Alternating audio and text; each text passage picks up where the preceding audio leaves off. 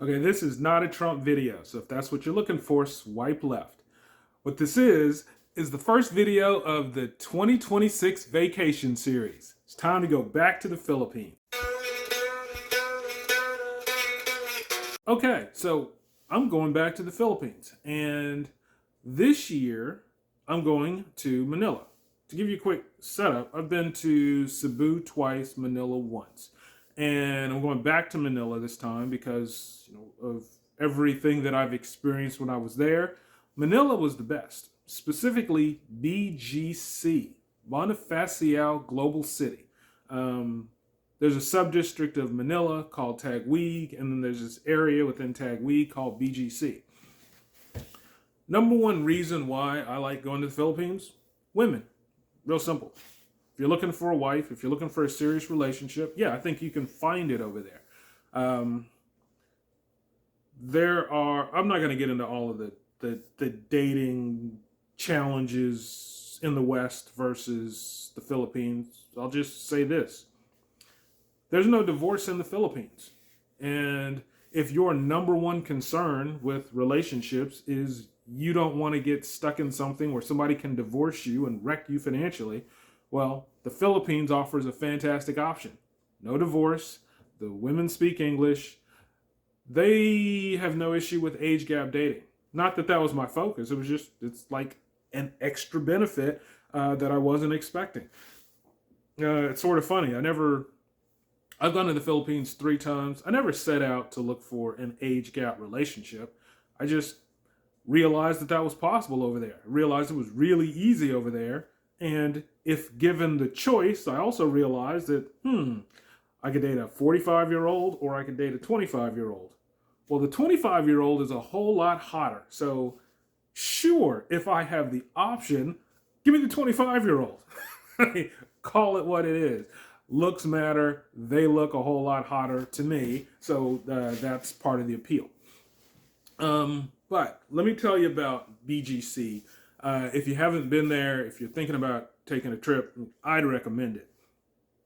My last trip to the Philippines, I spent 2 weeks there, and I was in 2 different areas. I had a hotel in an area called Malate, which basically the big draw there is just, the Robinson Mall. That's where you'll spend a lot of time. That's where the people are. So if you're going to people watch, you want to meet, a nice woman. There are a lot of women working in the mall, shopping through the mall. You'll see plenty. So I was there for a week, and then I spent another week in Taguig in this Venice-themed Airbnb. Um, Malate, I had mixed feelings about. The area is central. Personally, it wasn't the area I wanted to stay in, though, because Malate was kind of a red light district, and I didn't realize that. So when I was there, I thought, okay, when you've got a red light district, it's got the crazy nightlife, but I'm not really looking for that. But it also has kind of that poverty that goes along with that crazy nightlife. And that's the kind of stuff I didn't, that's not what I want to see when I'm on vacation. I mean, I get it. That's part of the Philippines, but that's not what I want to do when I'm on vacation. I want to go and I want to have a good time. When I went, so I was in Malate for a week, and then I was in Taguig for a week. When I went to Taguig, whole different experience. Taguig is not what you would call stereotypical Philippines.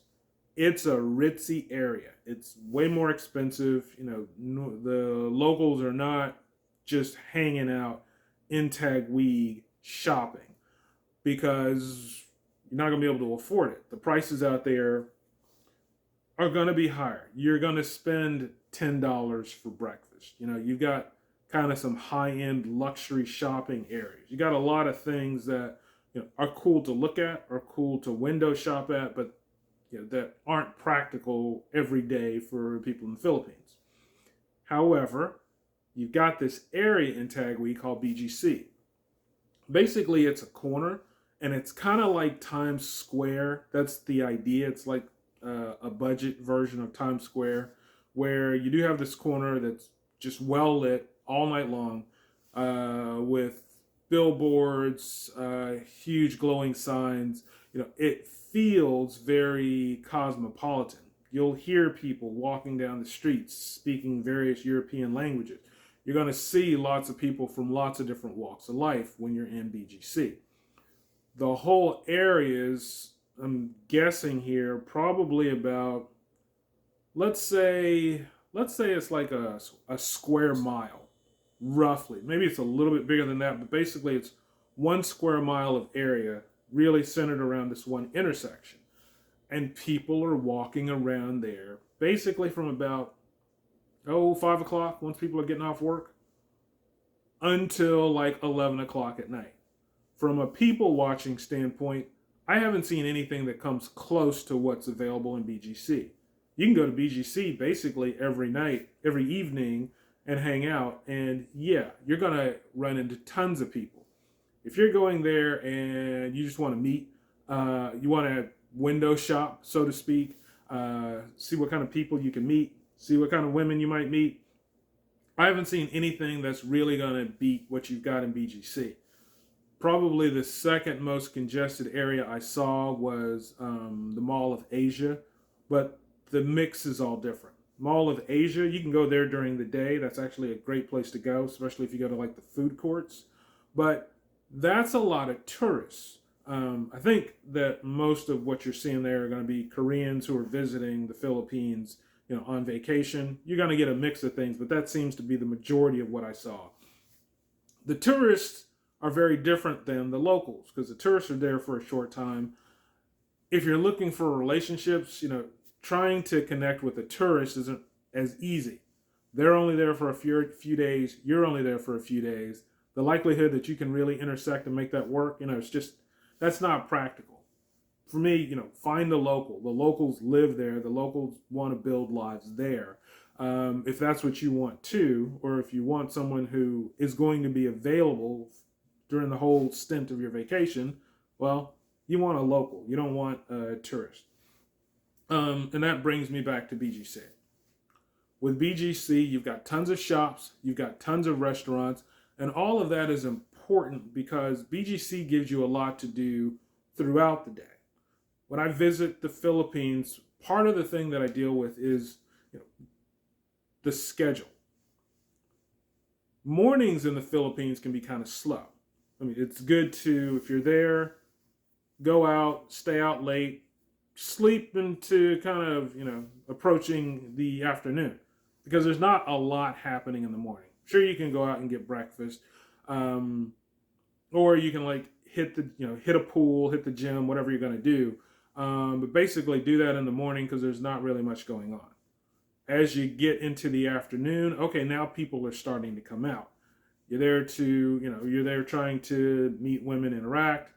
That really doesn't start until the afternoon. Schedule your day right, you're fine. You kind of knock out, basic stuff that you need to knock out early, and then you go out and you adventure later on.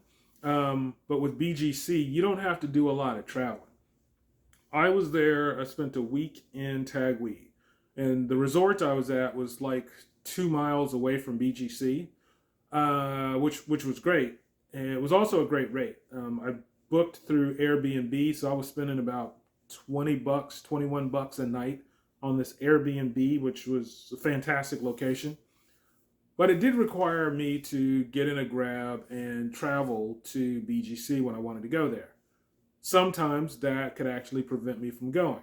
If traffic was crazy, if the weather was off, there were a couple of days where I just didn't really feel like schlepping it over to BGC for one reason or another.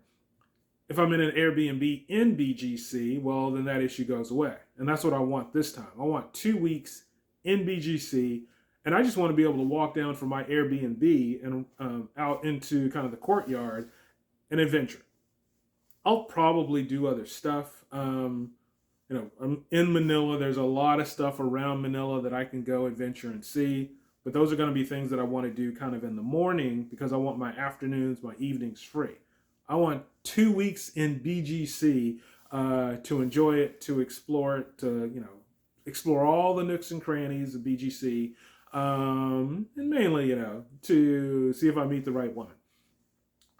What I will say is For guys who, because I've seen this, who are a little discouraged by going to the Philippines, mainly because, the dating sites aren't as effective as they used to be, I'll say, I get it. Look, a couple of years ago, I made a video about Asian dating sites and talked about how good they were.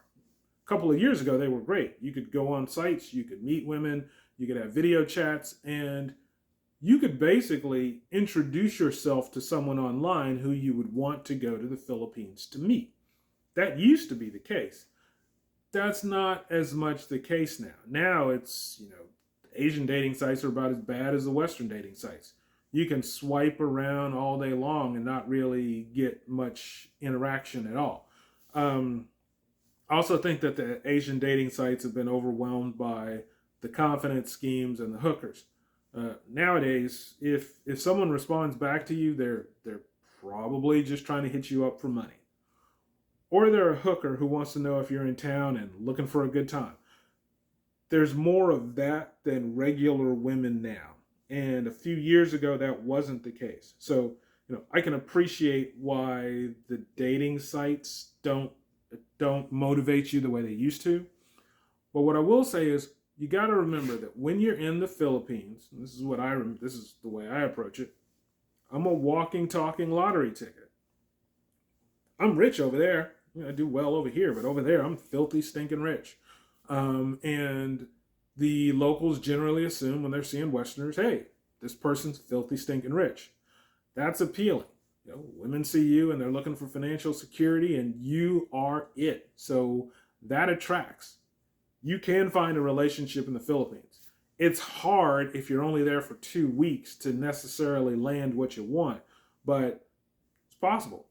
And, if 2 weeks is all you've got, why not roll the dice? I go over there and I have yet to not have a good time when I'm there. So strongly encourage it. I'm going to do more videos because I want to give a little bit more specific detail on things, but this is kind of kicking off the series. At the end of the month, I will be flying out, and I'll try to keep everybody apprised. I will differentiate the videos. My vacation videos are going to be longs, so you won't have to worry about figuring out what video what the focus of the video is. My Trump videos are going to remain shorts. Vacation videos are going to be longs, so it should be fairly easy to keep them straight. They shouldn't both pop up in your feed in the same space. You got comments, you got questions, you know what to do. And if you want to follow along with this series, click subscribe.